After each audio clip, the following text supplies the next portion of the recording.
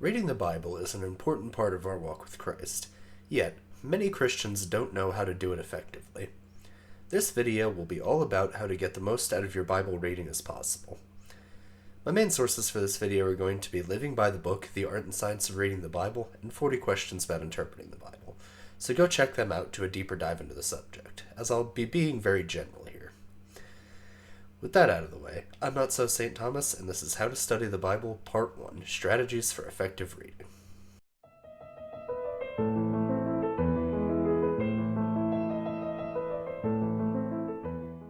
So, over the course of the next 3 videos, I'm going to go over 3 topics: how to read more effectively, interpretation and application, and additional study tools. I was going to do this in one video, but the script turned out to be longer than I thought it would be, so it's a 3-parter. This video is all about how to get the most out of your reading of the Bible. As laid out in Living by the Book, there are 3 steps to Bible reading: observation, interpretation, and application. This video will be mostly focusing on observation. Observation is all about the question, what do I see?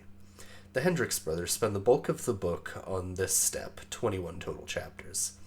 This is because the other 2 steps rely heavily on this step. You can't interpret a book you haven't read properly, after all. Like I said, I want to keep this general, so I'm essentially going to be summarizing over 20 chapters of information. When working with this step, there are some things you'll want to look for. You're going to want to look for key terms. Key terms are words that clue you into important information about a verse. They can be connecting phrases like a comparison of some sort, the people involved, the place involved, cause and effect relationships, etc. Let's take a look at Acts 1:8 for an example. The first term you want to look at is the first word of the verse, but. This is a key word because it tells you need to consider the immediate context. But is a contrasting word, meaning that the speaker in this verse, Jesus, is contrasting something. If we go back to verses 6 and 7, we can see that Jesus is contrasting the apostles' inability to know when Jesus will restore his kingdom fully with their future state of receiving power in the Spirit. You'll also want to look for the people involved in a given situation. Going back to our Acts 1:8 example, we only get the pronoun you. This is another clue to check out context.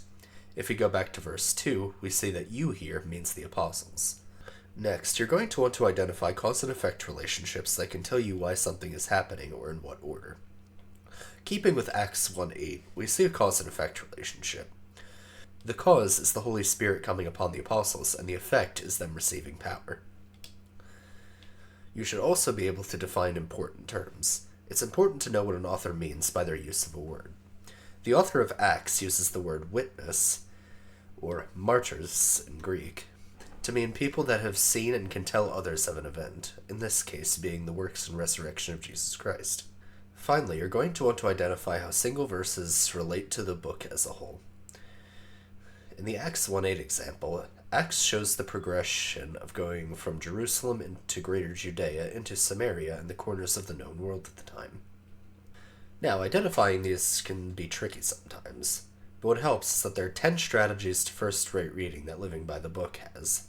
Reading thoughtfully, repeatedly, patiently, selectively, prayerfully, imaginatively, meditatively, purposefully, acquisitively, and telescopically.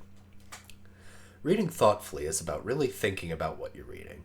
As the book puts it, the Bible does not yield its fruit to the lazy. The Bible often has sections that require more deep thought than just a surface-level glance. When reading the Bible, it's helpful to truly think about what you're reading at a deeper level. Reading repeatedly is going to be quite useful when studying a book of the Bible, or any work for that matter. Reading it multiple times will help you pick up on new details that you may have missed in older readings. In the same vein, the book recommends reading multiple Bible translations to keep things fresh and to help you pick up on new things by having them phrased differently. Reading patiently is about keeping at it until you make progress. The fruit of wisdom takes time to ripen, as the book says. You shouldn't be discouraged. If it takes a while to make progress, have some staying power in keeping with it if you find it hard to keep moving forward. Sometimes you may need to change up your approach. Be patient with the text, and be patient with yourself. Reading selectively is about coaxing answers out of the text. These 6 questions will help you get more out of any passage. Who is involved in the text? What is the text about? When does this event take place? Where is the passage set? Why is perhaps the most important question and coaxes out a lot of meaning out of any text. Wherefore, aka, so what? This question is more about interpretation and application, so I'll talk more about this then. Reading prayerfully is about bringing prayer into Bible study. Too many Christians think of these as separate disciplines, but they are inextricably linked. Praying to God for insight into His Word is an important part of reading the Bible. Turning scripture verses themselves into prayer is also helpful in bringing prayer to Bible study. Verses like Isaiah 6 and most of the Psalms lend themselves well to be turned into prayers. Reading imaginatively is the practice of creating a vivid image of your mind and what you're reading. This is another step that can be made easier by reading different translations. The different wording of passages can help you stimulate your imagination. Other things you can do is to try to rewrite a passage in your own words. It helps you to think about what the passage means. It may also help to read the text in another language, if you can read multiple languages. Reading meditatively is all about reflecting on what you read. Meditating in the Christian sense is not what we think of when we think about meditation now. Meditation in our current culture usually is either secular meditation, which focuses on mindfulness and being more grounded, or Eastern-style meditation, which focuses on emptying one's mind and attempting to detach from material reality. Biblical meditation, on the other hand, is all about filling one's mind with thoughts of God and Scripture. It's about being attached to God and His Word. Meditating on God's Word is connected to acting on it. Reading purposefully is about ascertaining the purpose of the author's writing. I'll keep this brief because it has a lot to do with interpretation. Basically, look for structure. You're going to want to look for verbs, subjects, objects, prepositions, all that 8th grade English class stuff. That's right, it's coming back. You're also going to want to look at genre, such as biographies, poems, or histories. Reading acquisitively is all about getting involved with the text you're reading. Don't just read it and move on. Devise a creative way to study and present a passage.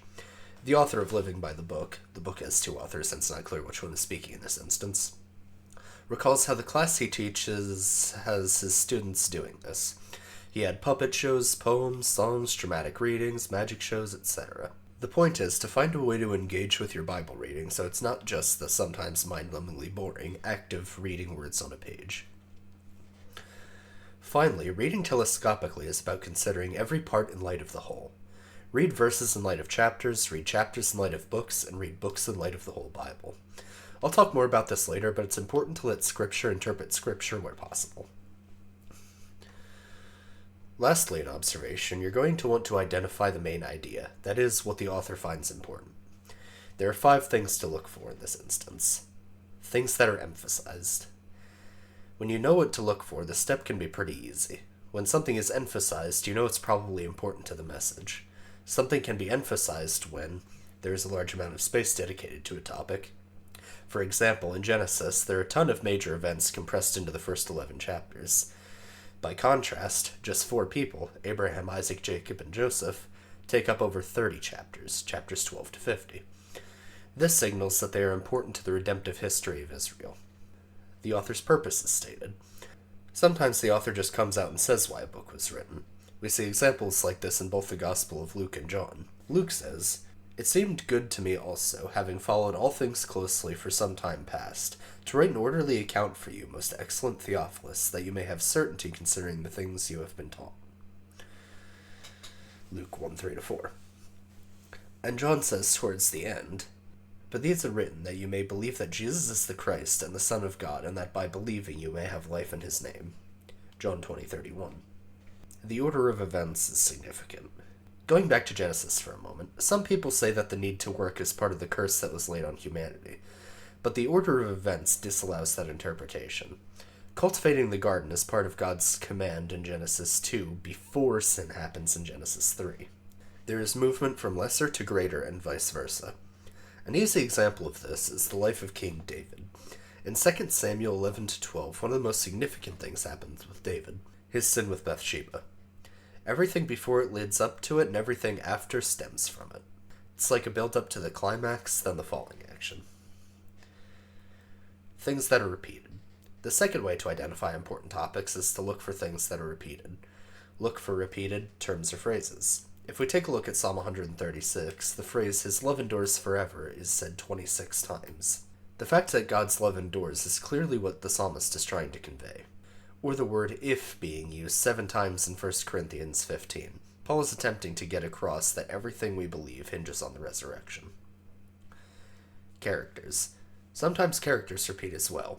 In Acts, for example, Barnabas, whose name means son of encouragement, props up in a few different places to do just that, encourage the other believers.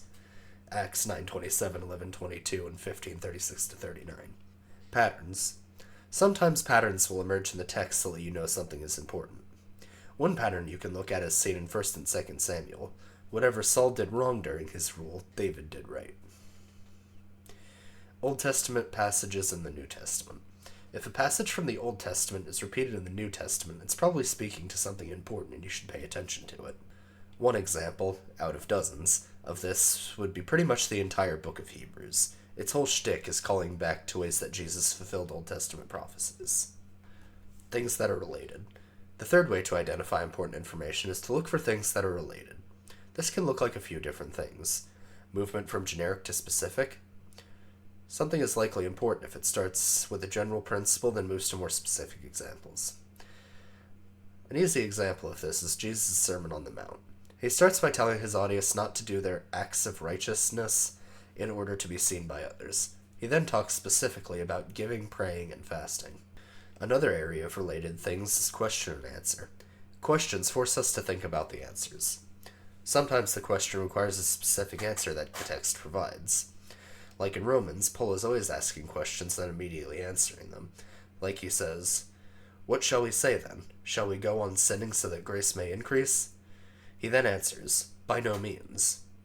Sometimes the question is rhetorical just to prove a point, and the answer should be self-evident without the text needing to spell it out. This is best illustrated by the torrent of questions that God asks Job. He doesn't expect Job to answer, he's proving a point because the answers are obvious. Another area where things can be related is by cause and effect. When you see something happening in the Bible, an effect, you should think of yourself, what was the cause? For example, if the effect is the Babylonians taking over Israel, what was the cause? It was Israel's disobedience. Things that are alike. When reading the Bible, or any book for that matter, things that are similar tend to stand out, and so do things that are dissimilar. More on that later. You're going to want to look for similes, words that are compared using comparison words such as like or as. Psalm 42, for instance, starts out with, "As the deer pants for the water brooks, so my soul pants for thee, O God." The psalmist is using a simile to compare the soul's thirst for God to a deer's thirst for water. Metaphors. A metaphor is a comparison that doesn't use a direct comparison words, such as like or as. We see an example of this in John 15:1, where Jesus calls himself the vine and his Father the vine dresser. He's drawing a comparison to make a point. Things that are unlike. Contrasts can often stand out just as much as comparisons. When looking for dissimilarities, you're going to want to keep an eye out for the use of but. But is a clear clue that something is about to be contrasted.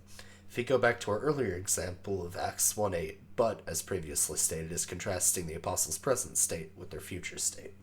Metaphors. Metaphors can show comparison, but they also show contrast.